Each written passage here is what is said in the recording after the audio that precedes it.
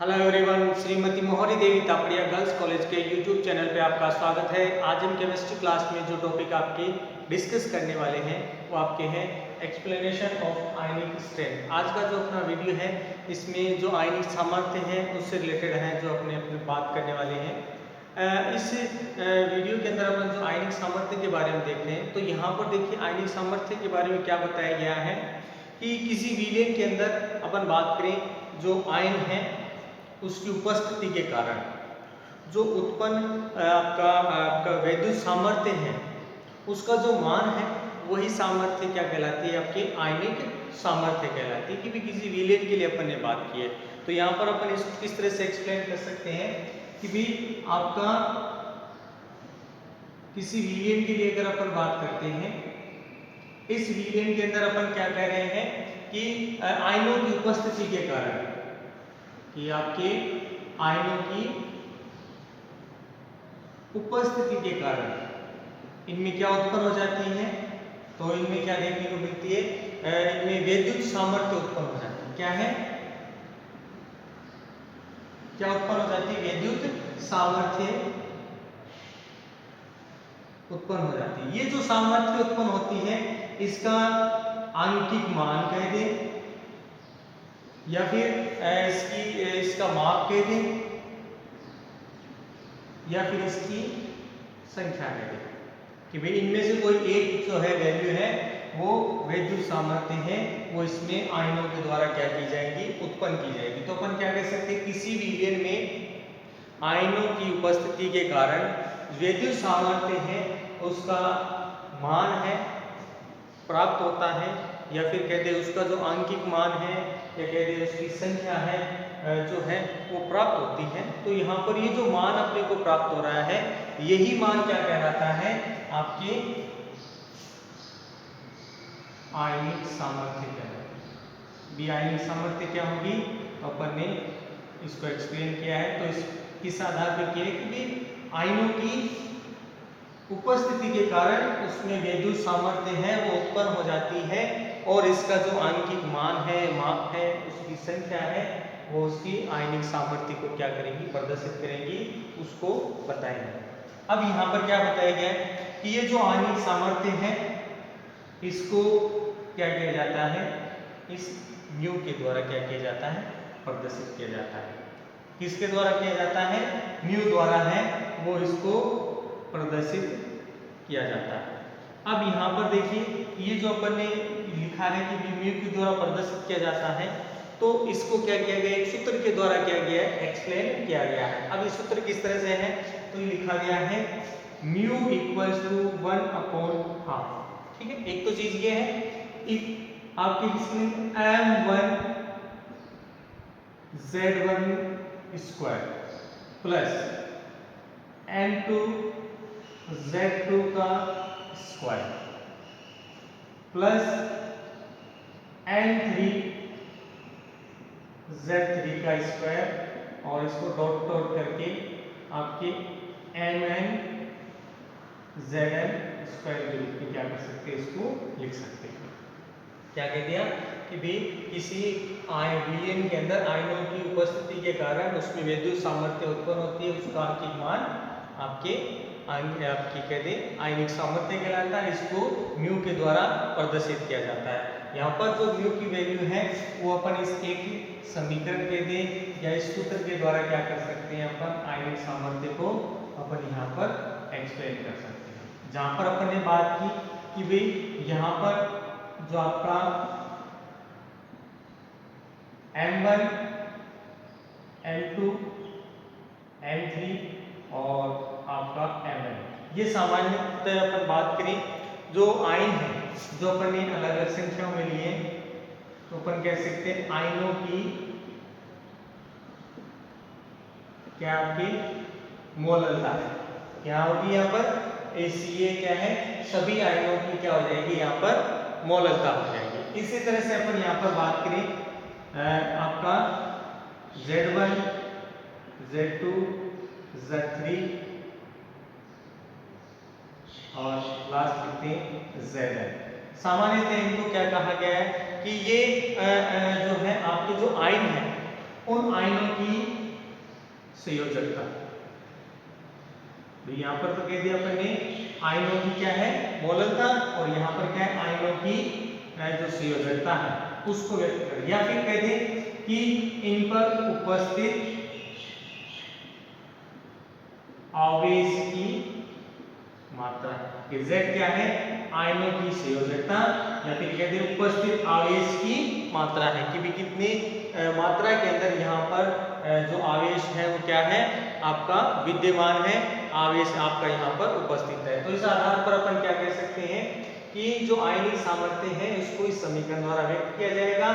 M1 M2 M3 Mn ये आयनों की मोलरता कहलाती है, और इसको अपन इस तरह से आपके Z के लिए भी लिखते हैं, तो इस तरह से लिखा जा सकता है। अब देखिए जनरली ये तो अपन एक आयनिक सामर्थ्य उससे रिलेटेड उसकी डेफिनेशन और उसका एक जो समीकरण है वो लिखा है। अब यही चीज अपने को एग्जाम्पल से समझनी है, तो यहाँ पर अपन इसको एक एग्जाम्पल से समझते हैं कि भाई ये चीज है आयनिक सामर्थ्य वो किस तरह से निकाली जाती है और इसको किस तरह से व्यक्त किया जाएगा। तो यहाँ पर अपन जो है एक यौगिक लेंगे, उस यौगिक का अपन क्या करेंगे पूर्ण वियोजन करेंगे, या कहते हैं उसको पूर्ण आयनिक अवस्था में बदलेंगे, जिससे उसकी जो आयनिक सामर्थ्य है उसका अपन यहाँ पर पता लगाएंगे कि इसमें कितनी आयनिक सामर्थ्य है वो आपके प्रदर्शित की जाती है या बनाई जाती है। तो यहाँ पर अपन ने एक उदाहरण लिया आपका,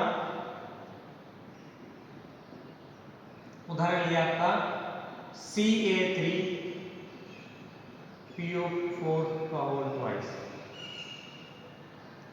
कैल्शियम डाइफॉस्फेट। ठीक है क्या है कैल्शियम डाइफॉस्फेट, ये अपन ने यहाँ पर यौगिक लिया। अब इसका अपन क्या करेंगे कहते हैं कि भाई ये क्या है यहाँ पर पूर्ण आयनिक अवस्था में, पूर्ण आयनिक अवस्था में है, और इसके लिए क्या कहते हैं कि भाई ये क्या है 1 विलियन के लिए बात कर रहे हैं, तथा 1 विलियन में 0.1 मोल है। कितना है 0.1 मोल है, वो क्या है आपके विलियन में उपस्थित है। इसके लिए अपन ने कह दिया कि अपन ने सीधा सीधा मान लिया कि यहाँ पर जो इसका आयनीकरण मानते हुए अब इसमें क्या है अपन मोलरता की पहचान करें कि अब इसमें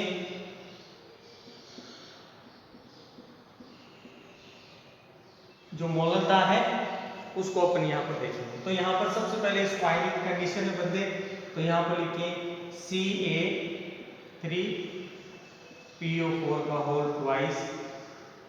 अब यहाँ पर ये क्या होता है पूर्ण आयनिक अवस्था में बदलता है, यानी इसका पूर्ण आयनीकरण कर दिया। तो यहाँ पर 3Ca+2 प्लस और किसमें चेंज हो जाएगा 2PO4 3 के अंदर इसमें चेंज हो गया Ca+3, ठीक है, और यहाँ पर 2PO4 3 के अंदर क्या हो जाता है ये आयनिक हो जाता है।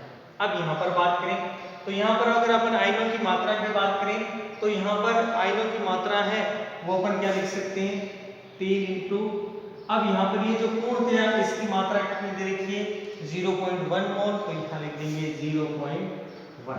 इसी तरह से इसके लिए बात करें तो ये पर आपके हो जाएगा 2 इंटू 0.1। यहाँ पर अपन बात करें तो ओवरऑल वैल्यू अपन बात करें इसके लिए तो अतः अपन यहाँ पर क्या कह सकते हैं कि आपका M1 इक्वल टू क्या हो जाएगा 0.3 तथा M2 क्या हो जाएगा आपका 0.2, M2 क्या हो जाता है 0.2। अब देखिए यहाँ पर अपने को इसके अलावा क्या चाहिए, तो यहाँ पर अपने को बात करनी है यहाँ पर Z, तो यहाँ पर बात करते हैं Z1। तो यहाँ पर देखिए जब आयनों का विनिमय होता है तो यहाँ पर अपन बात करें इनकी संयोजकताएं हैं, तो यहाँ पर देखिए इसकी संयोजकता कितनी है, तो यहाँ पर इसका मान Z1 का कितना हो जाएगा 2। यहाँ पर बात करें आपके Z2 तो यहाँ पर Z का 2 का मान लिख देंगे, ठीक है। तो यहाँ पर इन पर जो चार्ज उपस्थित है पर उसकी संख्याओं को क्या कर देंगे प्रदर्शित कर देंगे। तो यहाँ पर Z1 इक्वल्स टू क्या हो जाएगा 2 व Z2 इक्वल्स टू क्या हो जाएगा 3, कि भी यहाँ पर इस तरह से। अतः अपन इसमें क्या कर सकते, विलयन के आयनिक सामर्थ्य, तो यहाँ पर कहें अतः है विलयन की आयनिक सामर्थ्य। तो यहाँ पर आयनिक विलयन की सामर्थ्य अपन किस रूप में लिख रहे थे, अपन एक समीकरण लिखा था थोड़ी देर पहले, mu equals to 1/2 m1 z1 का square m2 z square m3 z3 square. तो वही समीकरण अपन यहाँ पर क्या लेंगे, आपके काम में लेंगे। तो अपन यहाँ पर आयनिक सामर्थ्य लिख के क्या लिख देंगे,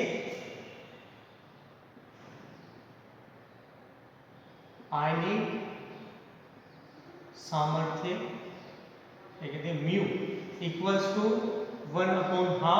अब यहाँ पर ओवरऑल वैल्यू कितनी है, तो m1 z1 का स्क्वायर प्लस m2 z2 का स्क्वायर, दो ही वैल्यू दे रखी है, तो यहाँ पर लिख देंगे 1/2। अब यहाँ पर ये जो वैल्यू आई आपकी क्या लिख देंगे 2 इंटू, ठीक है। तो यहाँ पर ये वैल्यू अपन किस तरह से लिख देंगे, ये तो इसका तो क्या हो जाता है स्क्वायर, तो अपन क्या करेंगे, ये जाएगी 2 है तो 2 दूनी 4, ठीक है। तो यहाँ पर लिख देंगे 0.3। देखिए m1 का मान कितना है, ये वाला, इंटू 2 का स्क्वायर, तो अपन यहाँ पर सीधा लिख दें 4, प्लस ये कितना है 0.2 इंटू, अब यहाँ पर ये कितनी है 3, तो ये हो जाता है 9, ठीक है। अब यहाँ पर ओवरऑल इसको और इजी करते हैं, इसको हल करते हैं अपन।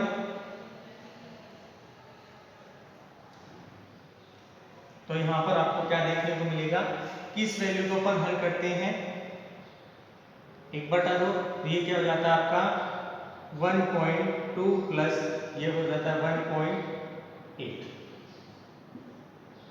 ठीक है। अब यहाँ पर ओवरऑल इसको जोड़ दें, यह हो जाता है आपका 3। तो यहाँ पर आपका म्यू इक्वल्स जो वैल्यू है वो कितना आएगा आपका 1.5। ये आपके यहाँ पर आयनिक सामर्थ्य है, इसका मान कितना हो जाता है। अगर आपका अपन बात करें कैल्शियम डाइफॉस्फेट है, उसका क्या करते हैं, अगर आपके आयनिक कंडीशन में उसको बदलते हैं, तो इसके लिए जो आपके आयनिक सामर्थ्य का मान है म्यू इक्वल्स टू 1.5 है, वो इसकी आयनिक सामर्थ्य का मान हमारे प्राप्त होता है। तो यहाँ पर देखिए अपन बात करें, आपने जो आयनिक सामर्थ्य के लिए यहाँ पर जो मान निकाला है वो इस तरह से आ गया। अपन यहाँ पर किसी भी यौगिक के लिए उसकी आयनिक सामर्थ्य है वो इस आपके इक्वेशन से कह दें, या आपने जो भी समीकरण निकाला है, व्यंजक निकाला, उसके आधार पर निकाल सकते हैं।